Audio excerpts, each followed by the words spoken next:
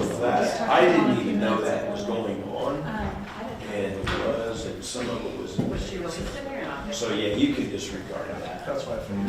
Yeah. And then they actually came and did our So that does come from. And then they came and did our test, and the panel downstairs, We've had a terrible year. the display was all weird letters, characters, everything. Okay. So he was like, you guys might want to think about upgrading. I'm like, well, you know, we're thinking about it. We are. It's been a great test, so. Yeah, well, and that's kind of was my whole thing. Sometimes that you go replace it, if you can find it, half the cost of the new system. I'm here. Hey, you made it. I'm here. Yeah, what was that?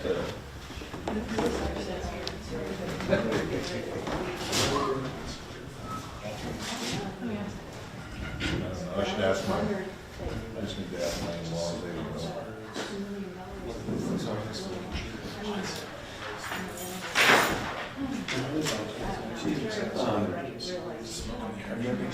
Yeah. We did. Yeah, it was awesome. Yeah. Oh, Oh, really? So I actually think last night. Okay. They were, it was, like the sphere was, he was down to us. So she got there at like 6:30. Comes to turn to me, and I told her, guys, like, listen, I don't want this second. So she actually sent it out, and she's like, no. We'll call this meeting to please stand for the Pledge of Allegiance. I pledge allegiance to the flag of the United States of America and to the republic for which it stands, one nation, under God, indivisible, with liberty and justice. Thank you very much. Please be seated. Welcome to the Lindsborg City Council meeting of March 18, 2024. This evening, I believe that we do not have anyone signed up for public input. So we'll turn our attention to item number 4, amendments to the agenda. Are there any amendments this evening? There are not. Thank you. Item number 5, Mayor's Report. One of my favorite quotes is from Emery Lindquist, and kind of a paraphrase of that is that Lindsborg is unique because we have a lot of shared spiritual and a lot of shared cultural values, and that really shows up around Easter time. And I just want to remind all of us to take advantage of all the things that we have. The Messiah Festival, of course, is coming up, and always a wonderful event put on by the citizens of the city, but by Bethany College and at Bethany College. We are in the midst of the 126th annual Midwest Art Exhibit at the San Zane Gallery. So please get over there before April 21st if you have an opportunity to do that. The Smoky Valley Artist Folklife Center, which is right downtown, is in the midst of the Lindsborg Collects annual event. So please take time to go there to see what citizens of the city and the surrounding communities have brought in to show what they collect of local artists or artists who are associated with Lindsborg in some way. The Clara Hatton Center, also downtown, and if you haven't been in there, please drop by. Red Barn Studio Museum, home of Lester Raymer, and what a great place that is. Interesting place. Museum is his studio, and that is just one more exceptional place that the city has. And last but not least, the Lindsborg Old Mill and Swedish Heritage Museum, of course, has a lot of displays, but one of my favorites is the Oscar Gunnarsson sculptures. I am fascinated by those every time I go in there. So I just happened to notice that on eBay, I look at all kinds of things and buy too much, but there are some Gunnarsons on there in other states and people selling them, so certainly take advantage of that as well. We have a lot to be very proud of in our city, and this is a time when they all seem to come together. With that, we will look at item number 6, which is the consent agenda. And these items are routine and acted by one motion. There will be no separate discussion unless a council member so requests. Item A is the approval of the minutes from the regular meeting March 4th, 2024. Item B is the payroll ordinance number 5474. And item C is the purchase order ordinance number 5475. Is there a motion? So moved. Second. We have a motion and a second. Are there questions on the motion? Seeing no questions, we will ask Marcus to please call roll. Thank you, Mr. Mayor. Councilmember Swanson, Yes. Vanderbilt, Yes. Peterson, Yes. Bruce, Yes. Hebel, Yes. Corwin. Yes. Motion passes. Thank you, council. And our next item of business is item number 7, which is the KMEA Board of Directors appointments. And I will call on our city administrator, Christy Northcutt. Thank you, Mayor. This is one of those annual items that we bring to you each year, just routine, but each year the City Council appoints 3 directors or members of staff to serve as Board of Directors for Kansas Municipal Energy Agency, or KMEA. This is the organization that provides our energy portfolio. So these directors should be able to attend the meetings that are typically held in Wichita each year, the annual meetings, as well as there are KMEA meetings throughout the year, usually held remotely. So the directors that served last year were myself and Chris Lindholm, as well as the mayor serving as an alternate. I would recommend that we reappoint those same directors. The mayor's term is the term of his mayoral seat, whereas the directors, myself and Chris, would serve a 2-year appointment. So the recommendation this evening is a motion to appoint myself, City Administrator Christy Northcutt, and Public Works Director Chris Lindholm as directors for the KMEA Board, serving on behalf of the City of Lindsborg with terms expiring April 30th, 2026, and Mayor Clark Schultz serving through his mayoral term of December 31st, 2025. Thank you, Christy. Questions from council of our city administrator? Seeing no questions, is there a motion for the appointments? So moved. We have a motion. The date on yours is wrong. I think this, That was the term Correct. expiration date that you see in the agenda report. Okay, sorry. The mayoral term and the recommendation is December 31st, 2025. Sorry, my bad. we have a motion, we have a second. Second. We have a motion, a second. Questions on the motion? Seeing no questions, we will, You can do it. okay, we'll do a voice vote. All in favor signify by saying aye. Aye. Opposed, no. The ayes have it, motion passes, and the directors are appointed. Thank you, council. Thank you, Christy. Item number 8, committee reports. Do we have any committee reports this evening? We do not. Thank you. And item 9, first reading. And I want to say just, do we have, first of all, do we have any first We reading? do not. Council and our audience, our first reading is, we are experimenting a little bit, just trying to find a very good procedure to bring items before the council, to make sure they're not rushed through, and that's what that first reading is. So I'm open to any suggestions on how we can best use that procedure in the future. I think that the last meeting, if you'll remember, we looked at the curfew on parks. And I think that worked out very well. So to give you information without taking action first time that it's discussed. So, but seeing no first reading business this evening, we will turn our attention to item 10, old business, which item A is the curfew on our city parks. Ordinance number 5476, and I will call on our Parks Director, Noah Forrest. Welcome, Noah. Council, Mayor, good evening. So I'm before you to speak about the proposal of a parks curfew. As in the first reading, we talked about the purpose of a parks curfew.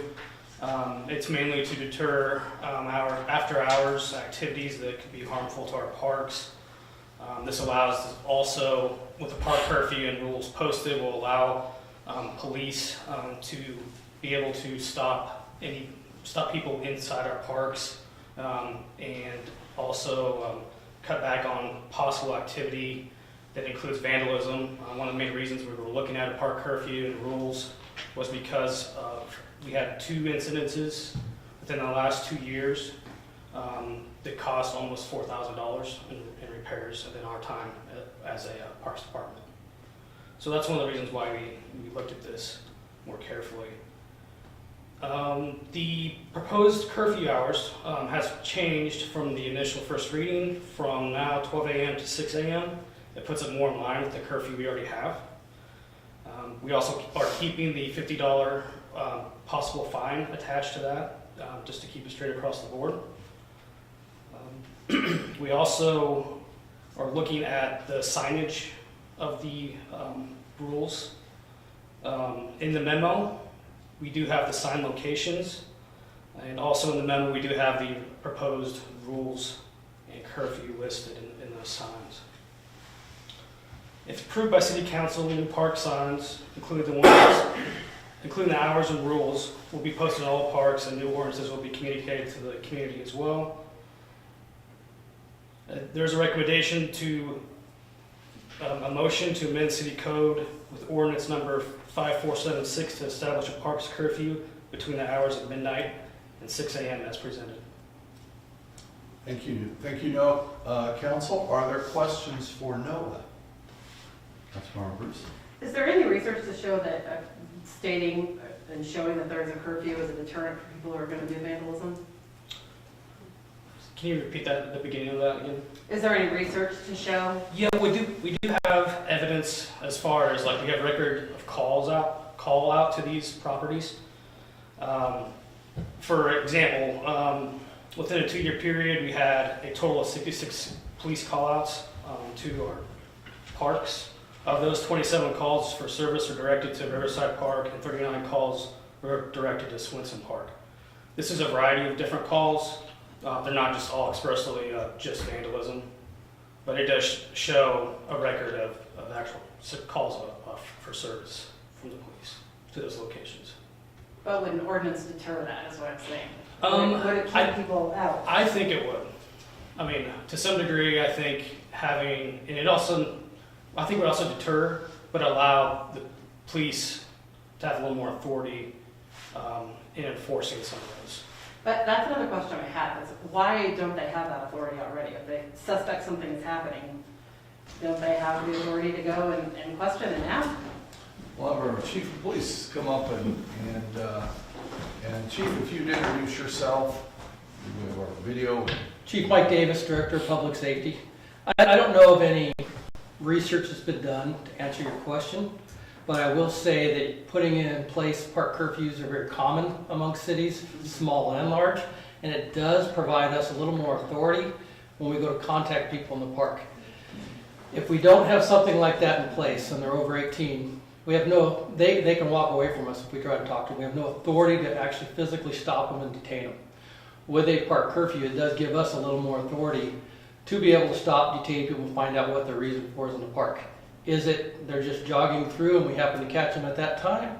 Or are they up to something else more egregious, like damaging the park, using drugs, things like that? It gives us that added authority to actually physically stop them, figure out what they're doing, and even potentially search them and things like that. I just have a hard time believing you don't have that authority anyway, so, but I'm not out there. I will so tell you this, I- the difference is, if I come up and contact you in the park, that's a consensual encounter. You have every right to walk away, I can't stop you, I can't force you to stay there. With a park curfew, that actually gives me a law that's being violated, a city ordinance. I now have more authority to stop, detain people, and do more investigation than I would on a consensual encounter. So I don't make up the laws. Yeah, no, I know, but I know, you live it every day, I don't, so. Are there any concerns that this will be targeting more of college students? No, our goal is to try to prevent the vandalism. I don't know, I can't sit here and tell you that it's just college kids doing it. It could be minor kids. There's a Well, I'm lot not of, even talking about just vandalism, but like just being in the park after midnight. could be a lot I of would it could think when be, they're walking home from places, they could be walking through the park from sure, midnight till 6 in the morning, as the Stuka doesn't close till 2. 100%. I'm assuming there's college students there, I don't know. I don't know that it's gonna be necessarily just college kids, but it does stop people from congregating in the park. Passing through is not what we're concerned about. It's where they congregate and then do other things that maybe damage our parks, littering, graffiti, fights, things like that. It just keeps them going instead of just congregating for hours on end and bothering, damaging our parks, even maybe causing noise that bothers nearby neighbors. I'm all for the rules being posted, I think that's great regardless, I just, I'm not quite convinced on that ordinance. Any questions? I wasn't here for the first reading, so I apologize, it's already been discussed. But you also mentioned that this aligns with other ordinances already in place. That's So correct. those ordinances are for what? They are different rules we have within our parks allowing certain things such as, there's no weapons allowed in the parks, there's no alcohol allowed in the parks. So just some general rules that are already in place. So right now, There's no time restrictions. There isn't. This is what, 18 and under there's a curfew for Yeah. youth. Yeah, so the park curfew, and the rules are already established, some of the rules are already established, but the park curfew, there is no curfew in the parks. And this establishes a time for a curfew, along with the already established rules. But if you're 18 or under, there's a curfew already. Yes, and there's a general So- curfew already for if you're a minor. okay. If I may, I think the alignment in the first reading, the time did not quite align with the general curfew. Okay. And correct me if I'm wrong, but I think this time period does align. Now they're the same time period.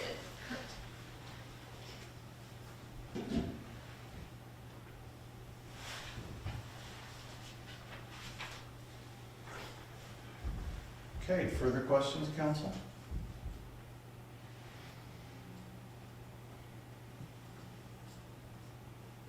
Do we have a quote for how much making that many signs is gonna cost?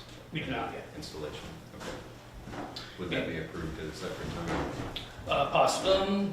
Possibly if it reaches a certain amount. I don't anticipate it to, but we've not done any pricing yet.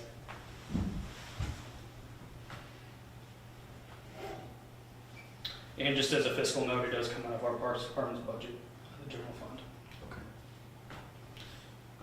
I think it might be helpful to add a message onto the signs saying where people can, request special use, submit the forms to the city in order to, just make it, ease of access Sure. to reservations and, Special scheduling event like that. requests, stuff like that.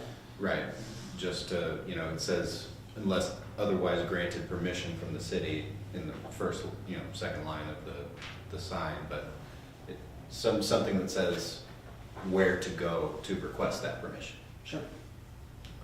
Thank you. Council, are there other questions for Noah?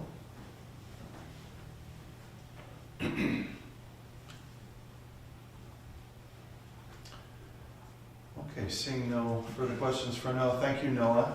Good presentation. Council, is there a motion or further discussion amongst yourselves?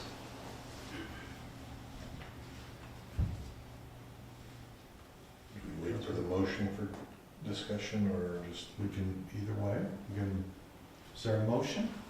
The motion would be to amend city code with ordinance number 5476 to establish a parks curfew between the hours of midnight and 6 a.m. Is there a motion? So moved. We have a motion. Second. We have a motion and a second. Are there questions on the motion? Councilmember Peterson?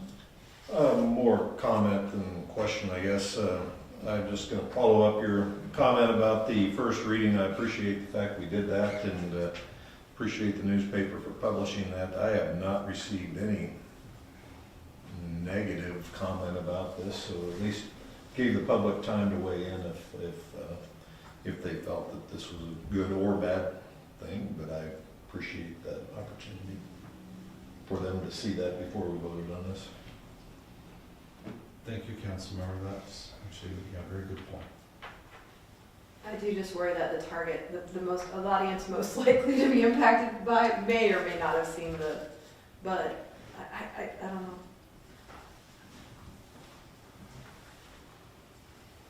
For some reason, this one is a little bit of a struggle for me. I'm not sure that it,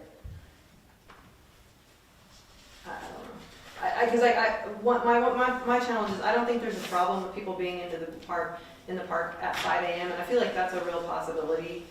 And I know we've had other types of discussions where we've said, well, we don't want to create a situation where even if we're saying, well, if they're just running through the park, we won't arrest them, or cite them. But again, we're creating a situation where they're technically doing something that we said is illegal. And I'm not so sure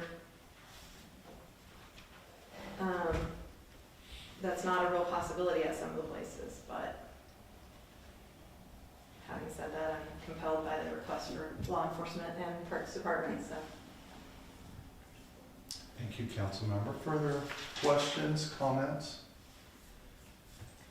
Councilmember. Maybe just one quick comment. It doesn't sound like it's been a big problem for us to date. It's 2 incidents in 2 years, $4,000 damage. That's, $4,000 is significant, but over 2 years, maybe not so much. But I feel like I've got to take the Director of Safety's opinion and for word, and I will be voting for this, but I understand the other comments too about especially we heard earlier about the potential of yoga classes or something early in the morning, but hopefully we can work around that with the permits. Thank you, Councilmember Swanson. I just wanted to share my own reservations about that, just increasing the total number of encounters with police is going to increase the chances of that encounter going south. Sometimes I think it might be easier if people can just walk away, if we can find a way to trust people to not vandalize our parks, but obviously it is going to happen anyway, and I guess it depends on which risk we would rather take. Thank you, Councilmember. Further comments, questions?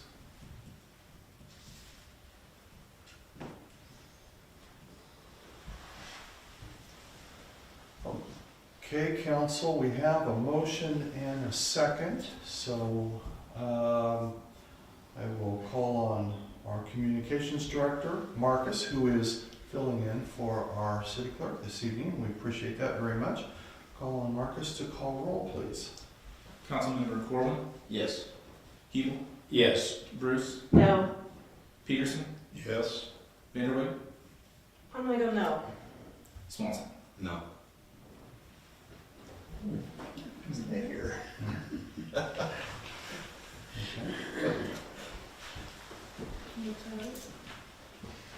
I think I don't think, no, we don't have our, I think I would prefer, who have we got missing? We've got 2 people missing. Andrew and John. I think I'd prefer to, if it's important enough to bring that up again for the vote. Is there any reason we cannot do that? Well, I mean, it wouldn't, as it stands now, it wouldn't pass, so we would need a motion to table, or wouldn't we, or to withdraw the motion. Okay. Well, okay, let's, in that case, we have a tie vote. So the mayor will vote aye, which will break that tie, and the motion passes. So thank you, council, and thank you, Noah and Chief, for that. We will now turn our attention to item 11, which is our new business. Item A is property and casualty insurance renewal. We'll call on our finance director, David Hay. Welcome, David. Good evening, Mayor. Good evening, Council. So before you today, we are providing you with our annual property and casualty insurance renewal. Our term runs from April 1st to March 31st. Currently, we broker with Fuquay Insurance. The great thing about them is they have multiple options available to them. So attached, you'll see the proposal for the upcoming terms. And our agent, Mike Dreyer, is here with us tonight and will be available to answer questions if you would have any. This year, we found out early on, and I'll just let you know we are not the only city that have been hit with this, but we found out early on that our deductible for wind and hail was moving from $2,500 to $75,000. Obviously, that was a big deal to us, but Mike and his team were very proactive. And they contacted us and said, you know, we are aware of this. Here's what we're going to be doing. And so they laid out a plan, followed through with it, and one of the best solutions that they found is what they call a deductible buy-down. So what the deductible buy-down does is basically through EMC, we'll still have a $75,000 deductible, but then we'll have it's with a separate company, we will have a deductible buy-down from the $75,000 for wind and hail down to $10,000. So the quote, you'll see that cost $6,518.28. So that is an option. If we don't want to go with the deductible buy down, we don't have to, but that does, and that's per occurrence. And so any of our buildings would be covered by that. So if the Sunstream, the City Hall, Public Safety, all those got hit, it would be a $10,000 occurrence is what it would run us versus $75,000 if we don't do the deductible buy down. Mike did look at other options, but yes. The buy down's a one-time fee, or is that it's not a per occurrence fee, it's a one-time fee, correct? It is. That is a one-time annual policy. No fee. Thank you. Thank you, Mike. So Mike did look at other options, but with the dividends, so EMC provides a dividend back to us based on their profitability. Last year, the city's dividend was $19,628.57. So it just did not make sense with any of the other companies that he had available to him to look at as a possibility. We did also look at Midwest Public Risk based out of Missouri. They did decline to bid at this time. And we will be sending out an RFP in 2025 for coverage later this year. So one note on here is just that this is not our work comp. Our work comp is still through KMIT. I guess the motion would be to approve the insurance renewal proposal from Fuquay Insurance in the amount of $138,773.28. Thank you, David. Questions for David? Councilman Matthews? So is the buy down insurance part of this motion, or will that be a separate motion? So if I understand correctly, Mike will purchase that on our behalf, and that is part of the $138,773. Further questions? Councilman Swanson? Yeah, why, how is this increase from $2,500 to $75,000 per occurrence? I thought it was a typo. I thought we were going from 25,000 to We all- 75. It was a, Come on, why don't you come up and introduce yourself, please? Mike Dryer with Fuquay Insurance. It felt knee-jerk on our reaction as well. From a carrier perspective, this is probably something that should have happened incrementally over time, over years and years and years, where it slowly inches up. They hadn't done that and made one large adjustment at this time, and poorly executed, in my opinion. So I was happy we did have an option to bring that down. With the buy-down option, we now have the ability to control that and allow the city to budget for this going forward.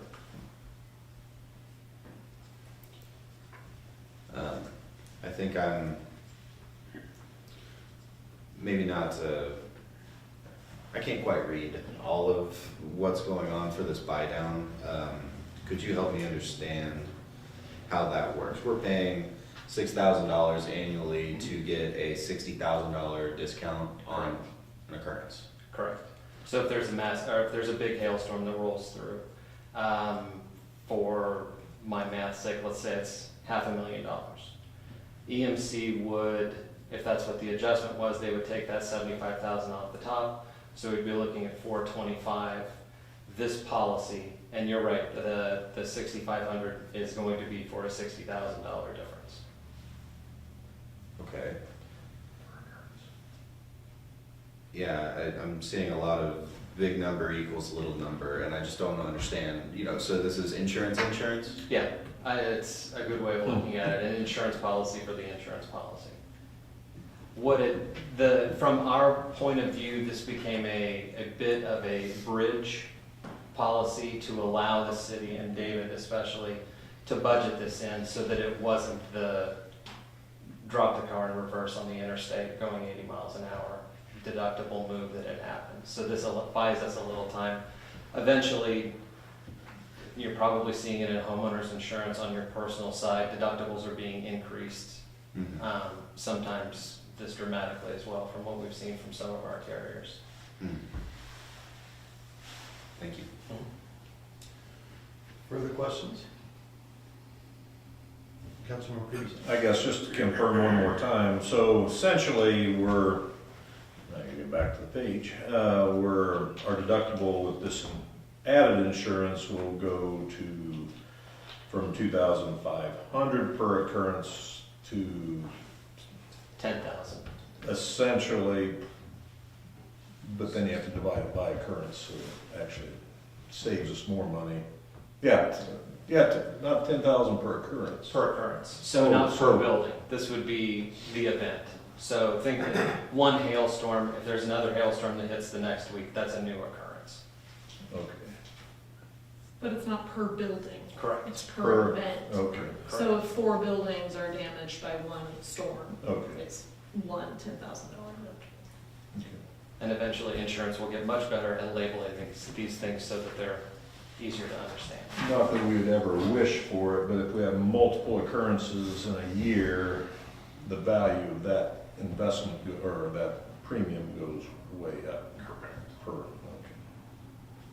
Hopefully they don't ever have to use it, but okay. Further questions, council? So many questions, but I really don't even know how to word them for this. Yeah, so one insurance company has decided they can't cover that, but another one is willing to risk it for $60,000.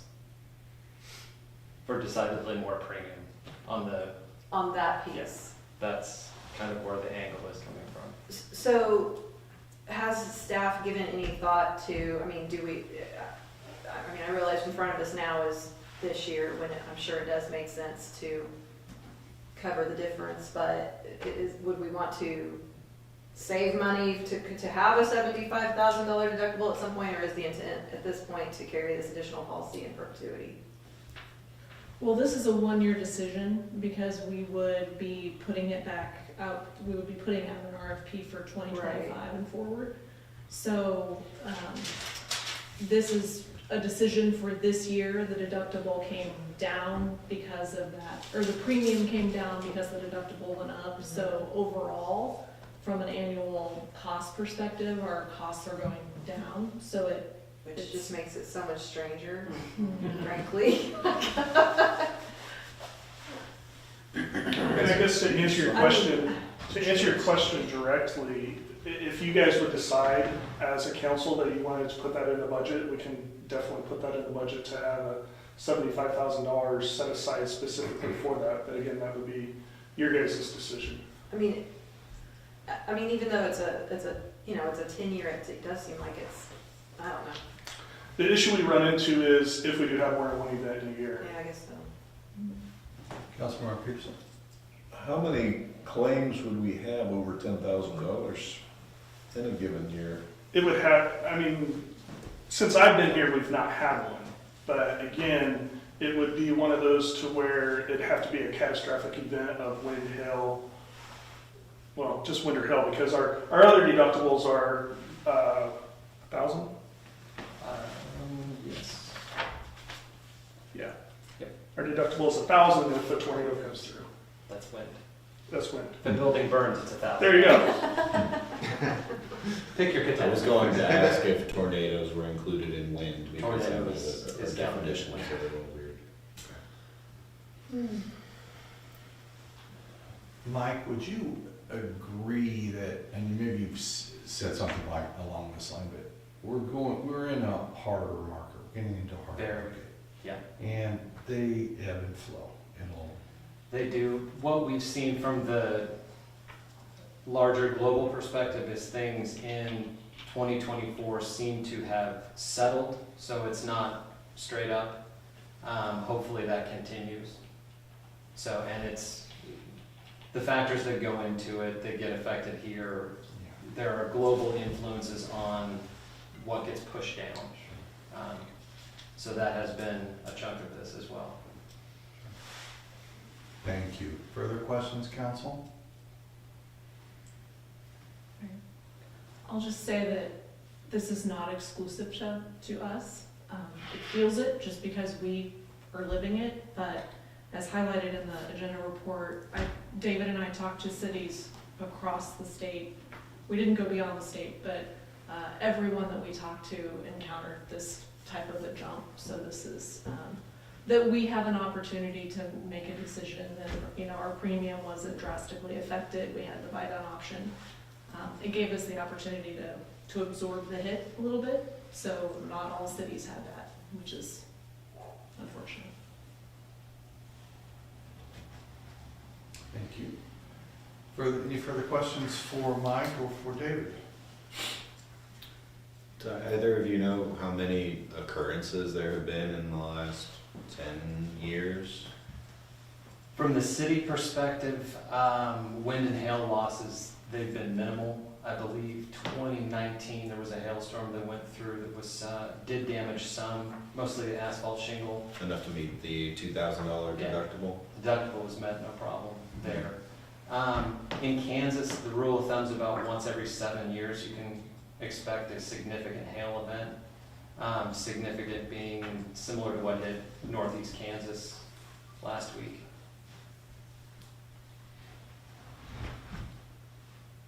Unless it's Great Bend, there it's every 15 years.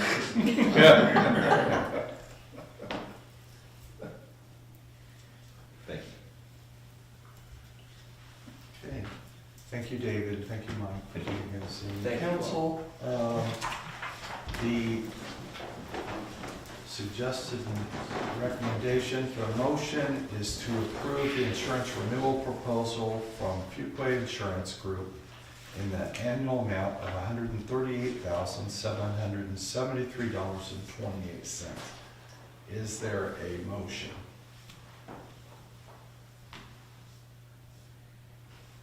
So moved. Second. We have a motion and a second. Questions on the motion? Further comments among council members?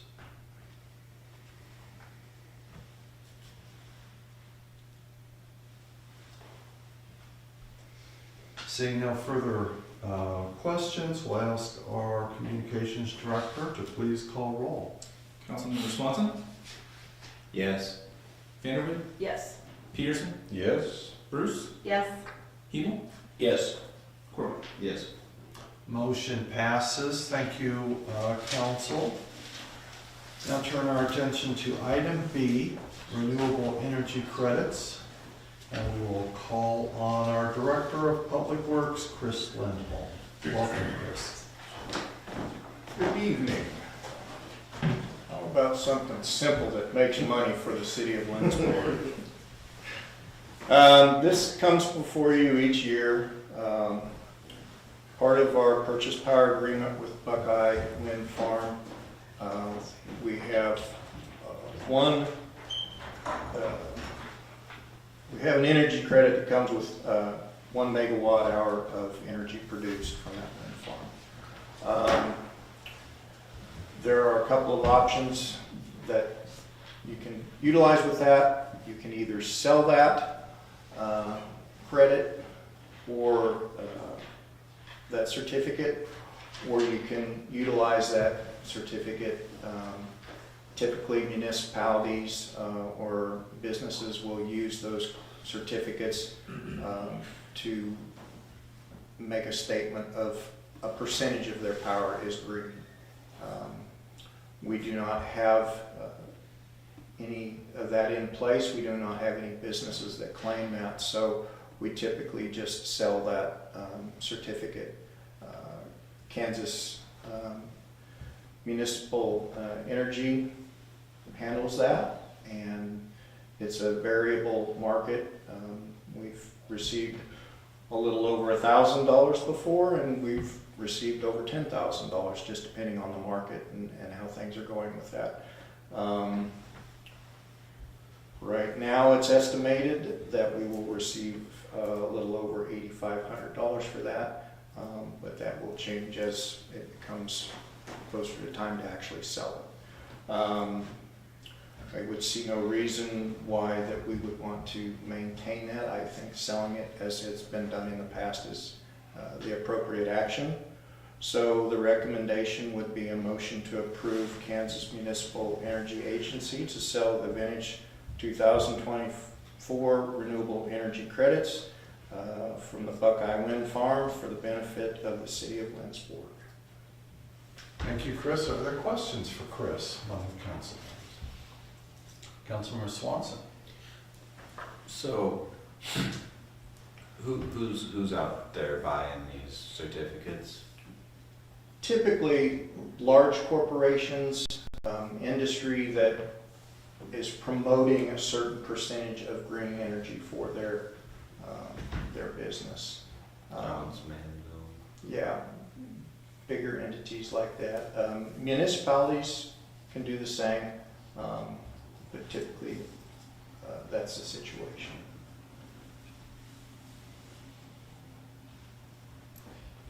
Additional questions?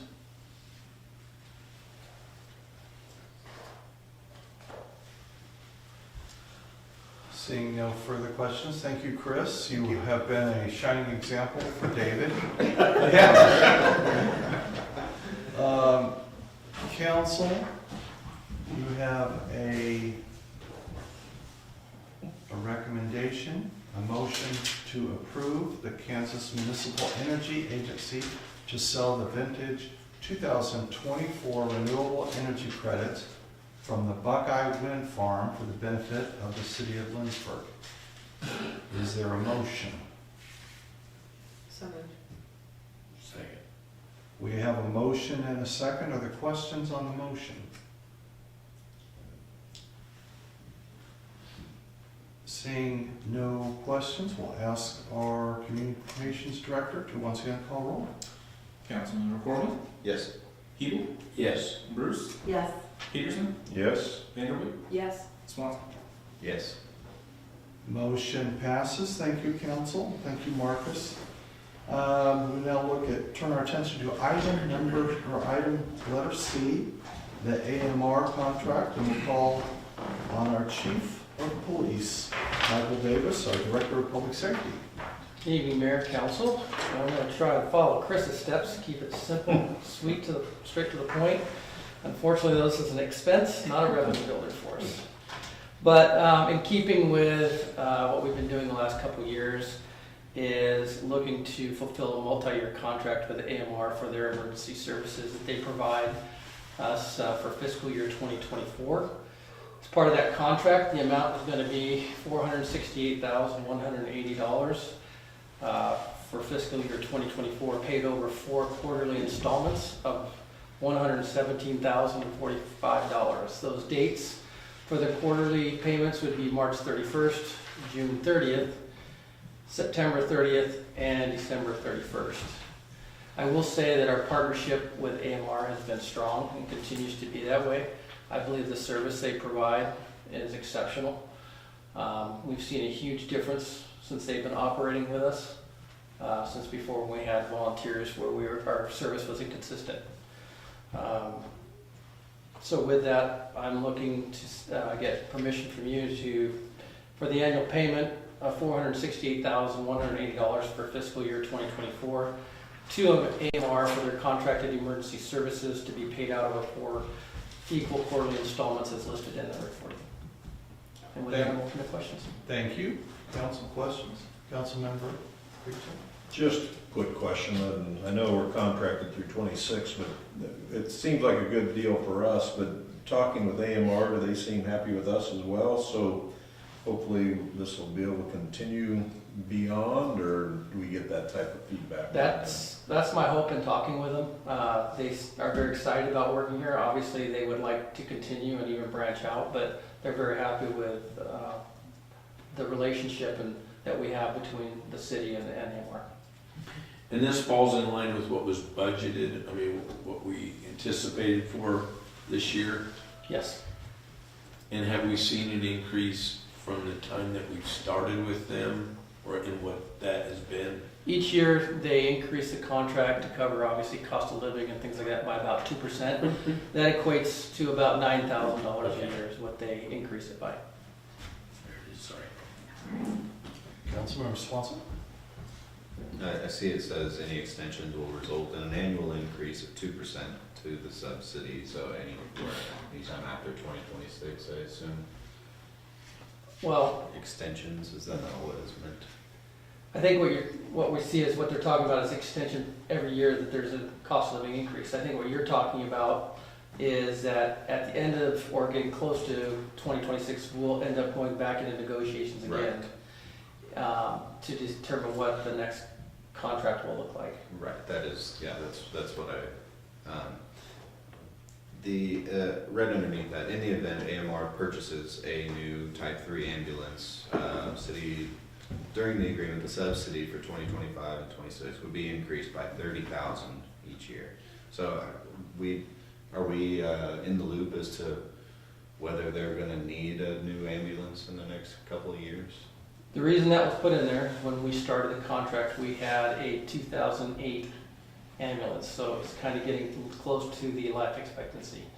However, last year, we used ARPA money to start the purchase of a new ambulance that we will be receiving, if my numbers are correct, somewhere around August of this year. So that will not apply because we will not need to they will not be supplying us an ambulance. I see. We will actually be supplying a brand new ambulance. I see. Thank you. You're welcome. Further questions?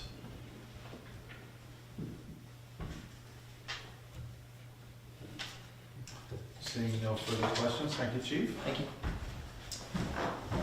Council, the recommendation is for a motion to approve the annual payment of $468,180 for 2024 to AMR for contracted emergency response medical services in 4 equal quarterly installments of $117,045. Is there a motion?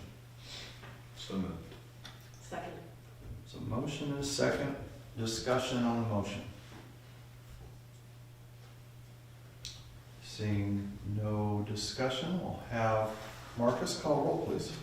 Councilmember Swanson, Yes. Vanderway, Yes. Peterson, Yes. Bruce, Yes. Hebel, Yes. Corwin. Yes. Motion passes. Thank you, council. Turn our attention to item D, the WWTP Headworks screen, and we'll call on Chris Lindholm, Director of Public Works. Welcome again, Chris. Unfortunately, this one will hurt a little bit more, but not too bad. For those of you that were at the wastewater plant and were able to see the tour, you kind of saw a little bit what we were talking about with the spiral and screen. And for those that you were not able to attend, the spiral and screen is a screen that is in the primary treatment part of the treatment process. It removes rags and limbs and little pieces of debris that get into the wastewater stream that are not treatable and need to be removed. So that's what this screen does. This screen was replaced in 2002 with this new type of screen, and nothing was done in 2010 when the plant work was done with the major upgrade because the screen was still in good condition. Over time, these screens, because they're continually moving debris through them, they wear out. Parts and pieces are replaceable to a degree, which has been done, but over time, those parts just simply wear out. And repair work, replacement work gets very costly, and the prices we looked at for taking care of this screen were about the same prices of a brand new screen. We contacted a couple different companies. Headworks, the Spiralman SM400 is the exact same screen that is in place. They make an exact same replacement. Pull out the old one, put the new one in. All the electric controls remain the same. It still works as is, except it's brand new. The Parks and Helisive screen is just a little bit less.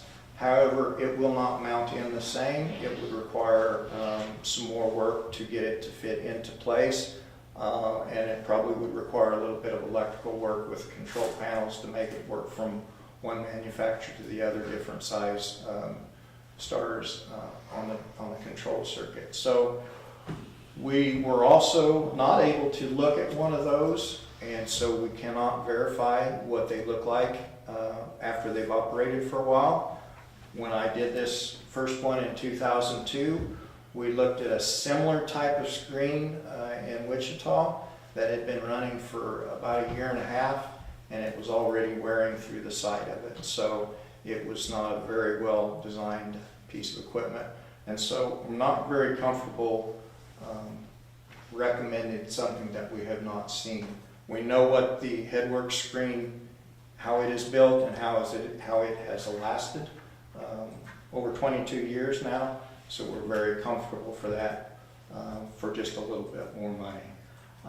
So the recommendation would be a motion to approve the quote from Headworks Incorporated for the purchase of a Spiralman SM400 spiral screen for $53,558, and that is a budgeted item. Thank you, Chris. Other questions for Chris?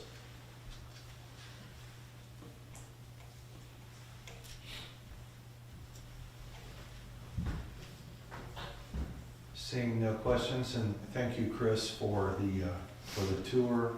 You and Denny and your whole group out there does an incredibly good job, and I appreciate it very much. That would be one item that if it doesn't work, we would hear about it very quickly. Yes, we would. So we thank you for that.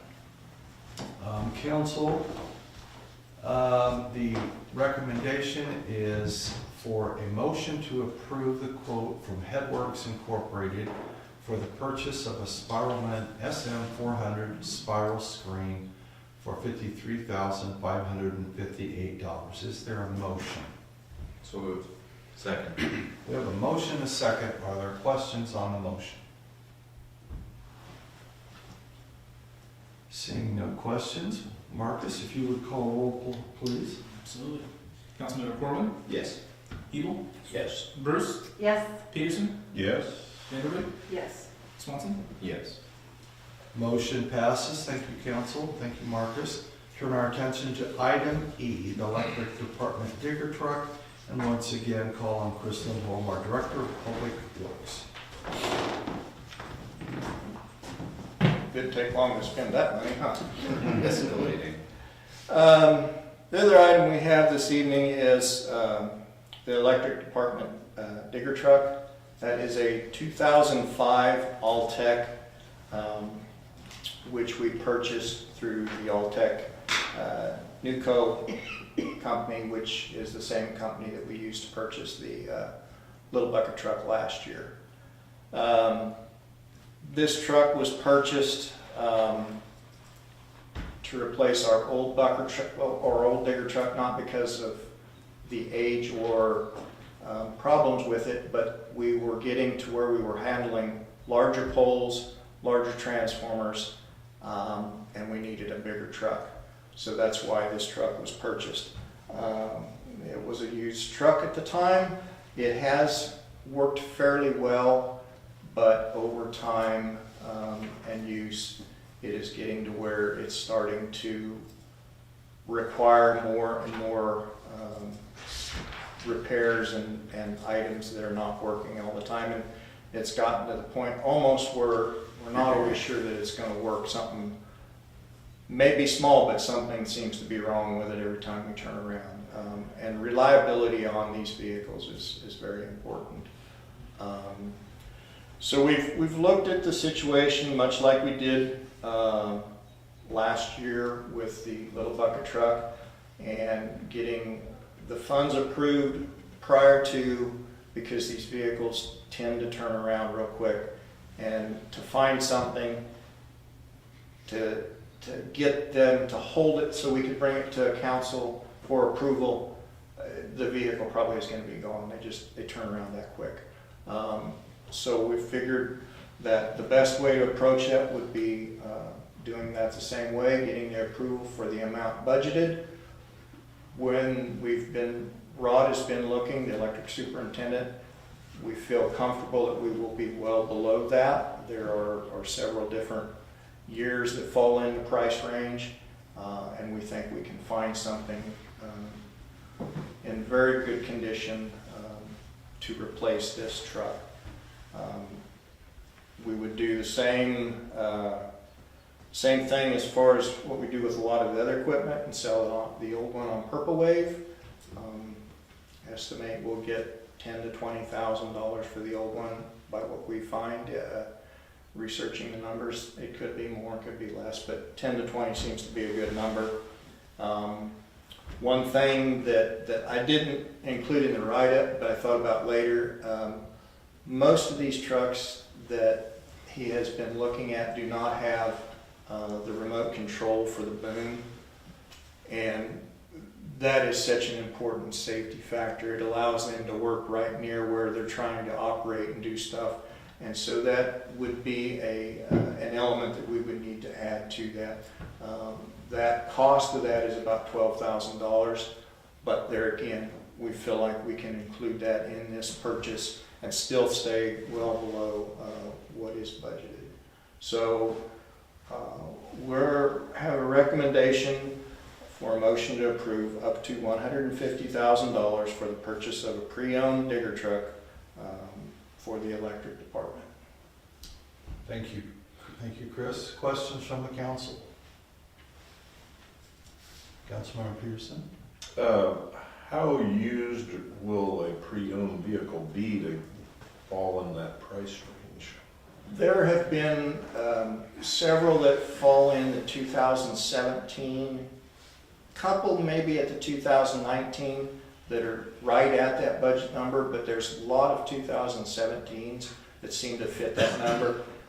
He's even looked a little bit older, 2014, with very few miles for even less than that. So I'm comfortable that we can find something new enough that we can feel comfortable with it and still be well below that budget number.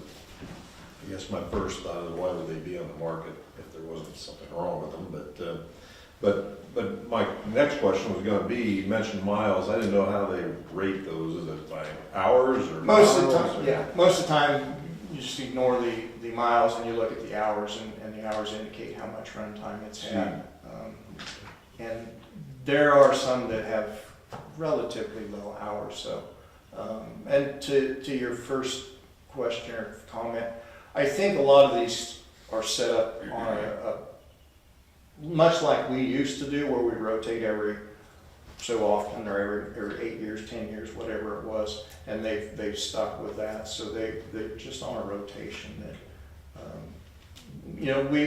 we originally had looked at a new one, and when we started budgeting, it was like, no, we can't spend that kind of money on a new truck that doesn't get used all that often. I mean, it's a regular use vehicle, but it's not an everyday vehicle.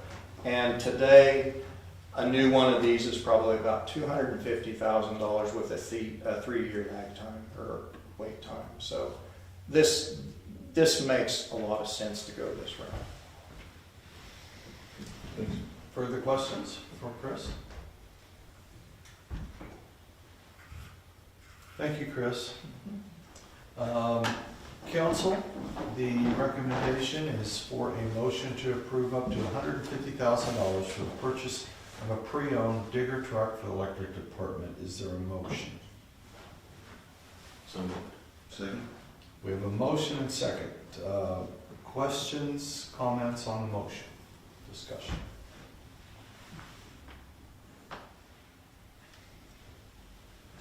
Seeing no discussion, Marcus, if you please call roll. Councilmember Swanson, Yes. Vanderwood, Yes. Peterson, Yes. Bruce, Yes. Hebel, Yes. Corbin. Yes. Motion passes. Thank you, council. Turn our attention to item F, notification of nonprofit events promoting the arts. There are 2 items, Smoky Valley Arts and Folklife Center, Resolution 03-2024, and number 2, Raymer Society for the Arts, Resolution 04-2024. And I will call on David Hay, our Finance Director. Are we going to do these as separate or yes? Okay.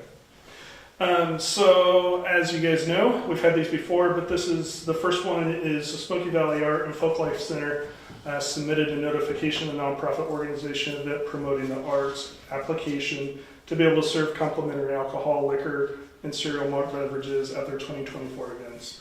Then we listed all their 2024 events, and basically, as a nonprofit, the Folklife Center can sponsor an event promoting and serve the complimentary beverages, as long as the local governing body, if I could talk today, by ordinance or resolution is submitted to Kansas Alcohol Beverage Control at least 10 days prior to the event.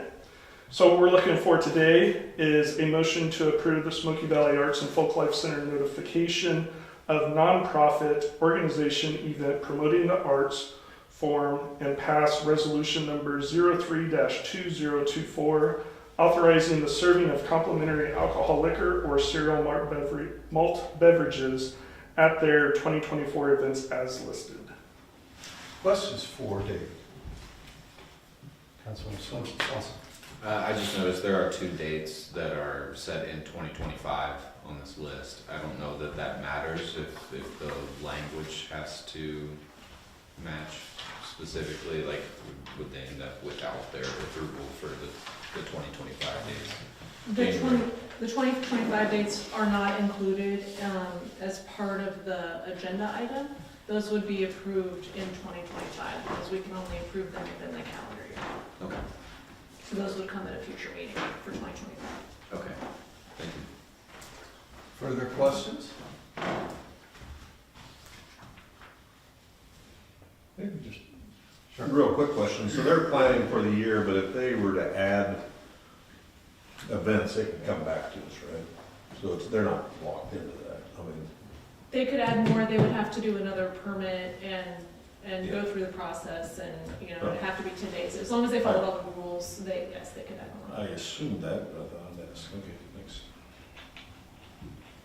Further questions of the council?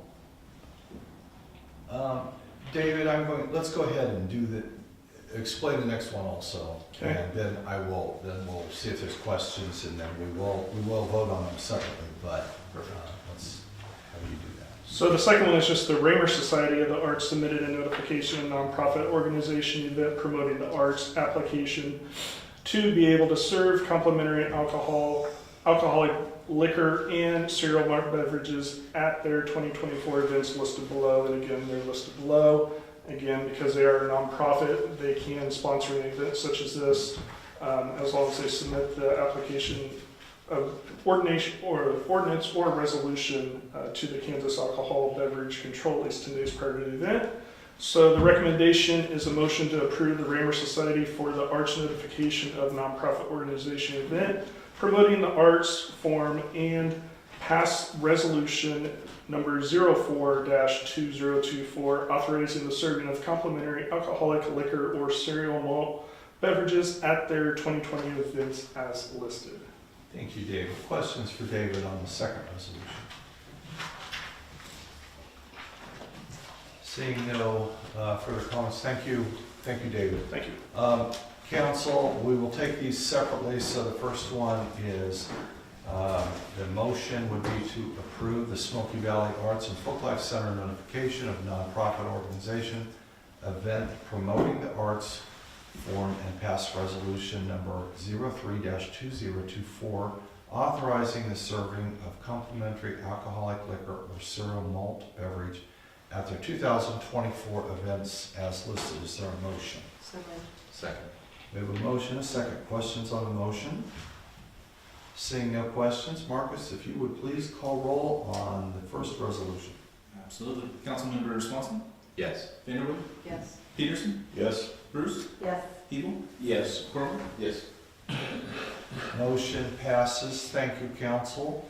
The second recommendation was a motion to approve the Raymer Society for the Arts notification of nonprofit organization event promoting the arts form and pass resolution number 04-2024 authorizing the serving of complimentary alcoholic liquor or cereal malt beverage at their 2024 events as listed. Is there a motion? So moved. Second. We have a motion and a second. Questions on the motion?